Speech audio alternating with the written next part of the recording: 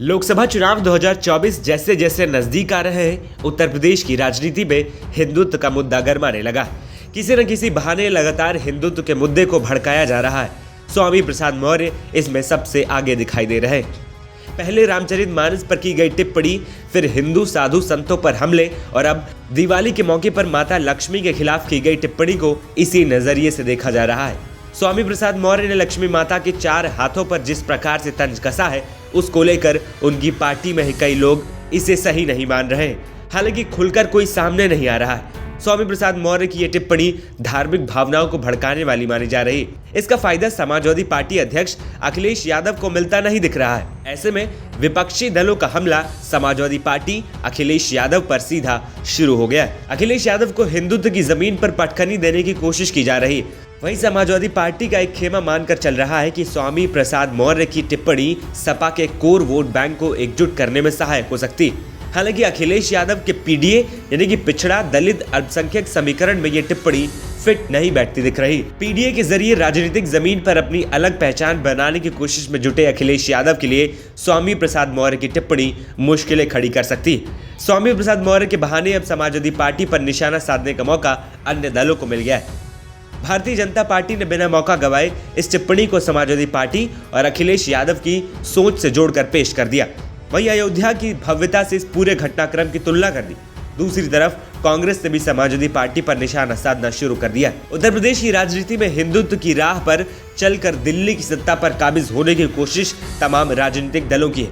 कांग्रेस भी इसी रेस में शामिल होती दिख रही है। स्वामी प्रसाद मौर्य के बहाने पार्टी ने सीधे अखिलेश यादव पर निशाना साध दिया है। कांग्रेस हो चाहे समाजवादी पार्टी हो, इनका कोई भविष्य नहीं है। इनके चाहे वो जाति जनगणना की बात करें और चाहे चुनाव की बात करें, इनकी बात केवल बात है। जो काम करने का कार्य है वो भारतीय जनता पार्टी कर रही है और भारतीय जनता पार्टी ही करेगी। भारतीय जनता पार्टी जाति जनगणना की न विरोधी थी, न विरोधी है, न विरोधी कभी रहेगी। लेकिन जो श्री अखिलेश यादव जी कभी अपने दल के अंदर जाति के आधार पर न्याय नहीं कर सके, जब सत्ता में थे तब नहीं कर सके। श्री राहुल गांधी जी का भी यही हाल है कांग्रेस का कि वह जाति आधार पर जो जनगणना की मांग करते हैं, लेकिन जाति आधार पर अपने दलों के अंदर और जहां सरकारें वहां न्याय नहीं कर पा रहे हैं। तो उनका केवल ये चुनावी शिगुफा है और चुनावी शिगुफे को कोई महत्व जनता नहीं दे रही। धन्यवाद। छूट दे रखी सर। देखिए, वह तो श्री अखिलेश यादव जी जो लिख के देते हैं वो स्वामी प्रसाद जी पढ़ देते हैं और इसके मुख्य जो कर्ता धर्ता है वो श्री अखिलेश यादव जी। ये सब भाड़े के पहलवान हैं और भाड़े के पहलवान को जो भाड़ा मिल रहा है वो कर रहे हैं। समाजवादी पार्टी इस तरीके से बुलवा रही है। और जब तक माननीय मुलायम सिंह थे तब तक उनके पास अखाड़े के पहलवान थे और राजनीतिक बात करते थे और राजनीतिक काम भी करते थे और राजनीति के माध्यम से लोगों को उनकी लड़ाई लड़कर उनको आज ये जितने भी भाड़े के पहलवान हैं, अधर्मी लोग हैं, उसी की देन है समाजवादी पार्टी की उल्टी गिनती 2014 से शुरू है। 2014 में आए ऐसे कुछ लोग थे, 2017 में देखे होंगे कि आए कांग्रेस के साथ आए, उसमें भी ऐसे कुछ बोलने वाले लोग थे। कांग्रेस आई, सपा हाफ हो गई। ऐसे ही रहे, जिस तरीके 2-4 नेता भर्ती कर लें इसी तरीके से अधर्मियों की तरह, तो टिप्पणी करने वालों की तरफ, तो बचा खुचा सपा भी साफ हो जाएगी।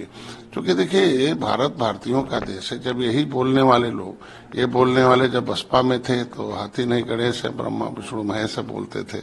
जब मलाई खाना था, जब भारतीय जनता पार्टी के साथ आए थे यही रामायण का गुणगान गाते थे। तो आज के दिन में जब मलाई सूख गई है, बेचारे अब सूखे हैं, अब जिस तरीके से मरता क्या न करता, कुछ न कुछ पहचान बनाने के लिए, सुर्खियों में रहने के लिए ये सब बोलते हैं। ये सब लोगों को जनता ने अस्वीकार कर दिया है। जनता जनार्दन होती है लोकतंत्र में, जनता साइनिंग अथॉरिटी है और जनता ही जज करती है और जनता का फैसला इनके विरोध में हमेशा रहा और हमेशा रहेगा। वहीं बीजेपी के साथ साथ कांग्रेस भी सपा को बख्शती हुई नजर नहीं आ रही। कांग्रेस पार्टी जातीय जनगणना और अन्य मसलों को उठाकर एक अलग ही राजनीतिक माहौल बनाने की कोशिश में है। वहीं स्वामी प्रसाद मौर्य पर निशाना साधकर एक तरह से अखिलेश यादव को चुनौती देने की कोशिश की जा रही। अखिलेश यादव ने स्वामी प्रसाद मौर्य के खिलाफ उठने वाली आवाजों पर पिछले दिनों में कड़ी कार्रवाई की थी। अपने 2 नेताओं को पार्टी से बाहर का रास्ता तक दिखा दिया था।